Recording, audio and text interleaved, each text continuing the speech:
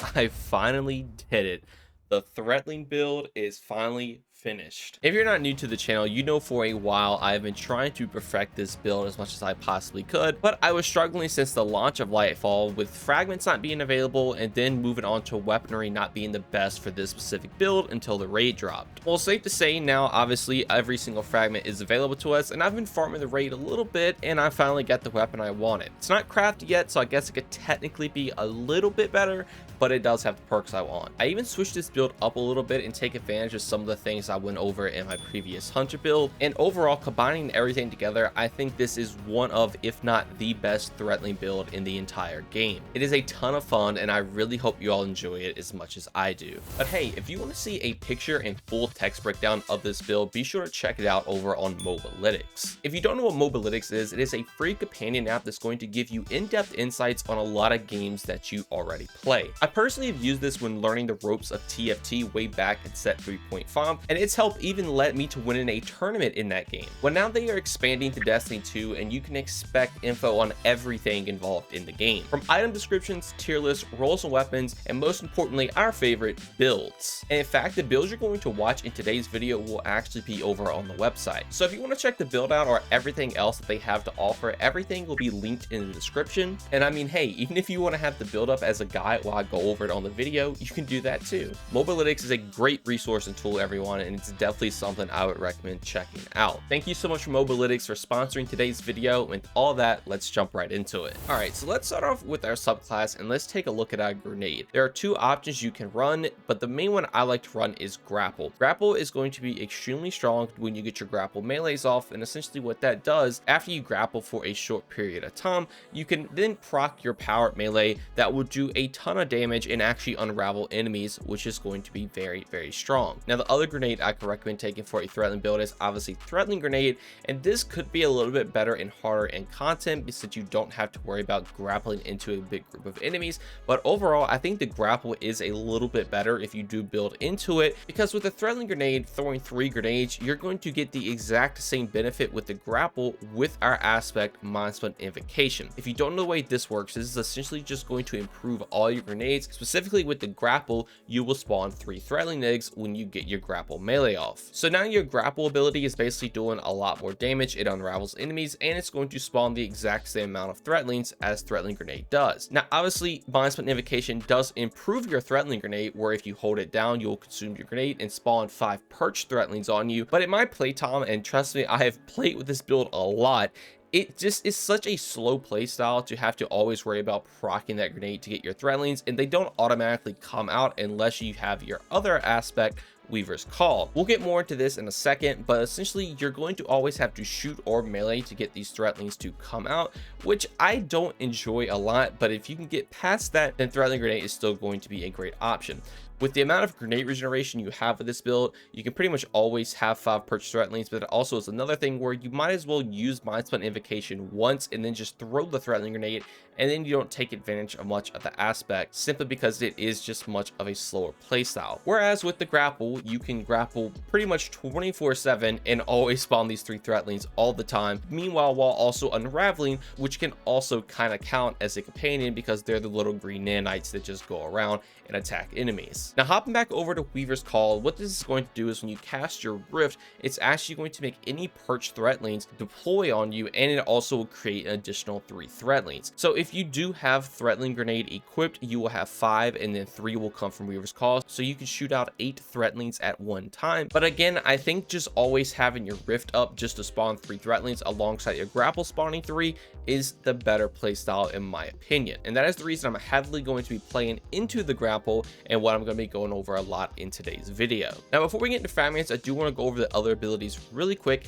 and that is the Arcane Needle. Arcane Needle is an extremely strong melee. You have 3 charges of these, and the way I use them is that I try to just stick them in a tankier target because this melee will actually unravel enemies. You throw this on a boss, you're just going to have a little bit extra damage going off with unraveling, constantly chaining. And obviously you can also throw these on champions that just really tanky majors, and it's very, very good. Now I do personally like to run a healing breath for this build just for some more survivability. Pairing that with your grappling hook, you can grapple in, get that grapple melee, spawn your 3 threatlings, and then if you are about to die, you can pop your healing rift to spawn 3 more threatlings, and you have 6 threatlings going on the battlefield, which is very, very strong. Then the final thing to note is that Needle Storm is the super, it's the only super we can run, but this super is honestly very strong. It's a really, really good burst DPS super. You can create threatlings with this as well, which obviously is going to play heavily into the threatling build, and you're also going to be able to increase the damage of the super with your fragments. And now speaking of fragments, let's start off talking about threat of warding. So picking up an overpower is going to grant you Woven Mail. Woven Mail is extremely strong. It is a 60% damage reduction for 10 seconds when you pick up an overpower. Once we get late into our mods, you're going to realize just how many orbs we can actually spawn with this build. So there's pretty much not a single time in the game where you don't have Woven Mail up. And obviously if you're playing in a team activity where they're also making orbs, it gets even stronger. Now the next fragment is Threat of Rebirth. So Strand weapon final blows have a chance to create a Threadling. So this one's going to be really good because our main weapon we're going to be using is Strand because of the Hatchling perk, which we'll get more into later. But this just means now, since we're using Strand weapons, we just have more chances to make Threadlings, which is the whole point of the build. Now the next fragment is Threat of Evolution. So Threadlings travel farther and deal additional damage. This one's obviously a no-brainer. If we're playing heavily into Threadlings, this is going to allow them to do more damage, which makes them even better for harder in-game content. And this is the fragment that will also pair with your super to make it do more damage. Since your super will spawn Threadlings, this inherently does buff your super damage up a little bit, and it makes it even better just to get that big chunk of damage off on a boss with that one and done quick cast. And the final fragment is Threat of Generation. So dealing damage grants grenade energy. So this is one of the strongest fragments in the game for Strand, in my opinion. This involves your entire kit. It's not just weapon damage. So literally anything you are doing to deal damage will grant you grenade energy. So obviously that is going to correlate so you can have your grapple melee up as much as possible to always make your threatlings and just zip around the map all the time. Now before we jump anywhere else in the build, I do want to go over the main weapon for this that is probably the best in slot to pair with this, and that is Rufus's Fury from the new raid. This is going to be a Strand 720 auto rifle, which is one of the best archetypes for PvE, and it can come with the perk, as you see, Demo and Hatchling. If you don't know what these do, Demolitionist means when you get kills, you will get grenade energy, and when you throw a grenade, you'll reload the gun. And Hatchling means when you get a precision kill, it will spawn a Threadling, or if you get a bunch of non-precision kills, it will also spawn a Threadling. So these two perks combined together are going to pair extremely well, obviously, with your fragments, because with Demolitionist, that will pair with Threat of Generation, so when you're dealing damage, you get grenade energy, and when you get kills, you get grenade energy. Hatchling is going to pair extremely well with Threat of Evolution because it makes that Hatchling do a little bit more damage. Alongside Threat of Rebirth means this will also pair with Hatchling, so your Hatchling can spawn a Threadling alongside Threat of Rebirth, spawn another one. So there's some times where you can have 2 Threadlings. However, what's really cool is that Threat of Rebirth can actually proc off of a Hatchling kill, since Hatchling does technically count as weapon damage. So you're going to have Threadlings everywhere with this gun, alongside being able to keep your grapple up all the time, and you can just spam these things like crazy. I do want to note, like I said in the beginning, this isn't my fully crafted version, and if you all would like to see that, we'll pull it up over here on D2 Foundry. And what I want to run is a reload speed masterwork alongside armor piercing rounds, because this will actually give you a 5% increased damage to PvE shields. On top of that, it does give you some extra range, which is nice, and then I'll also be running full bore to get even more range. And then obviously we're still going to be rocking the Demo Hatchling combination. And the final thing I want to point out is that Bungie is aware of how not good the primary weapons are, so they are talking about buffing them. So if this does get buffed, this is by far, in my opinion, going to be one of the best primary weapons in the game for Strand. Now, other weapons, you can kind of run whatever you want to. I just have a Leviathan's Breath on here because it's fun, and my Royal Executioner with Reservoir Burst and Envious Assassin. Again, whatever DPS you need, whatever special weapon you want to run, you can always swap these out. And then stats for the build, I would always recommend 100 Resilience pretty much in every single build to get that 30% damage reduction. And you want to go with 100 Discipline so you can get your grenade back as fast as possible. And if you can get to 100 recovery, recovery, that is the next stat you should go into if you are running a triple 100 build, because this means you will get your class ability cooldown up, which means you can have more Weaver's Call proc, just like your grappling hook can with discipline. Now, artifact mods play a pretty decent role in this. The main ones I want to go over is definitely Overload Auto SMG. Since I'm mainly running Rufus's Fury, I can just stun Overload champions this season. Running something like Authorized Mods Strand and Authorized Mods Grenades are also going to be very good for getting your cost down of your grenade and strand based mods, which obviously we're going to be taking advantage of. Things like Untangler is also really good because when you destroy a tangle with a strand weapon, it will suspend targets, which not only is just good for at clear, but suspending targets will stun unstoppable champions. Things like Allied Unraveling is good because if I get rapid weapon final blows with the strand weapon, I'll be granted unraveling rounds, which is obviously very good for ad clear, and these can also stun anti-barrier champions. Then Counter Reef's also a pretty decent mod to take since you're going to have access to stun every champion anyway. This just means you'll get some strain energy for your least charge ability when you or your teammate stuns a champion.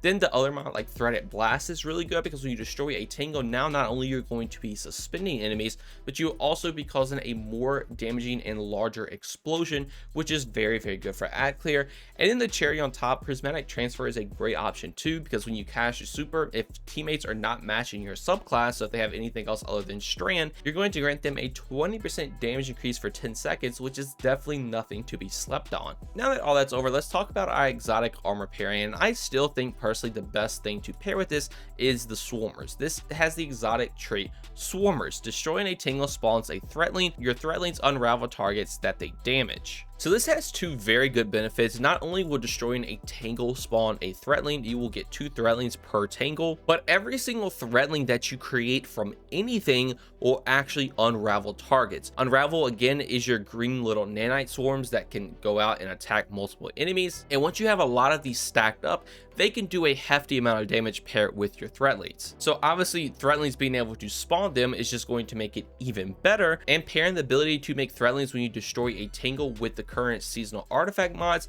it is just a match made in heaven. You're going to be able to have so many green visual effects on your screen from these boots alone, and that is why I think they are the strongest exotic to pair with this build. Now let's jump into mods, and at a quick first glance, these are all the mods I'm going to be running. But if we click on our helmet, we're going to start off with a Strand Siphon. So when we get rapid weapon final blows, we'll create an orb of power. We already know orbs are going to play into Woven Mail, but they're also going to play into a very large part of this build other than just Woven Mail once we get more into some of our other mods. Now I'm also going to be running Ashes to Assets in a hands-on. Ashes to Assets means I will get bonus super energy on grenade kills, and hands-on means I will get bonus super energy on melee kills.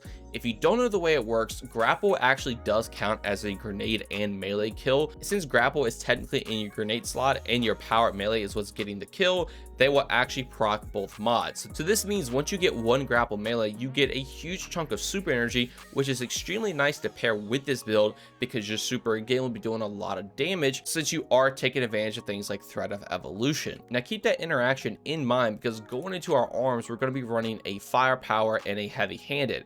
And just like our other mods, you can imagine it's going to work the exact same way.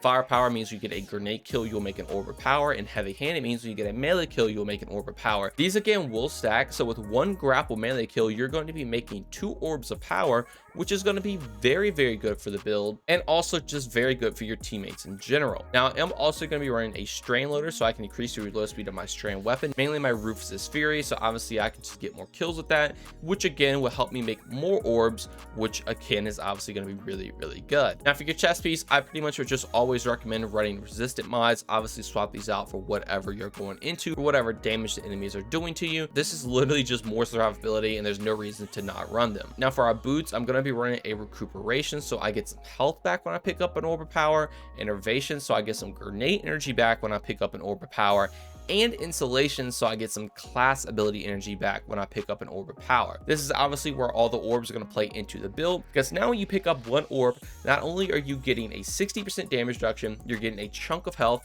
a chunk of grenade energy, and also a chunk of class ability energy. And since you're going to have the ability to always make 2 with firepower and heavy-handed, that is just a large amount of health you're going to be receiving alongside with your ability energy. And you also have to remember that your weapon can also make these orbs, which will also heavily play into the build.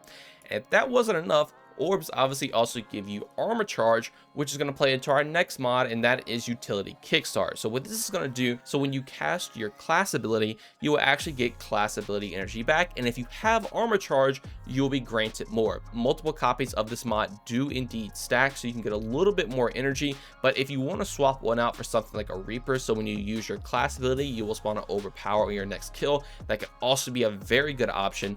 And then I also like to throw a bomber on here, so this will reduce my grenade cooldown when I use my class ability, so I can have more grapple hooks to play along with. And then obviously with your class ability being up as much as possible, that means you can always take advantage of Weaver's Call to spawn even more Threadlings. So everything with this build synergizes extremely well. It takes advantage of some really cool interactions, and you can have Threadlings literally everywhere on the battlefield. So really quick as a refresh, all you're doing is getting your grapple melee off, mod split invocations making 3 Threadlings. You can use your rift to also make Threadlings.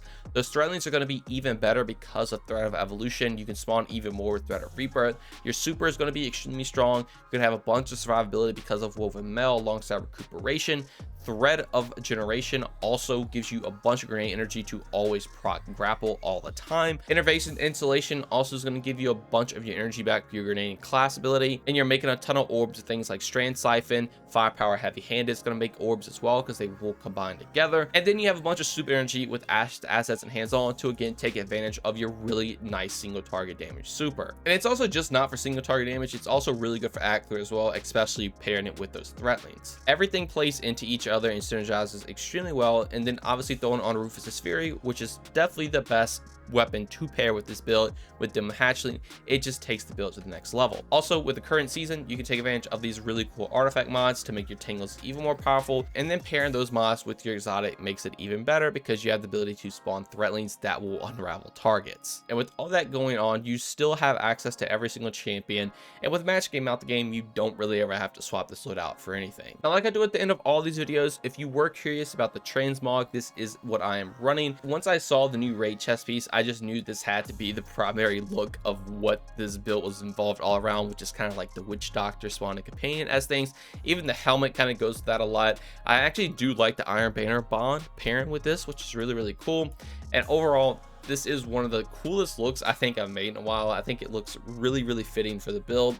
And if you all would like to copy it down, this is the stuff I'm running. But all right, I think that is going to do it all for me. Let me know what you all think about this build in the comments below. And if you all would like to try the build out, I will have a dim link to it in the description as well. And if you all did enjoy and learn anything new, consider subscribing, drop a like, and turn those notifications on. Also, if you'd like to join my Discord or follow me on any of my socials, all that will be linked in the description as well. But just know watching this video is way more than enough, and that every single bit of support from you all is truly appreciated. Thank you all so much for watching this one, and have a great day.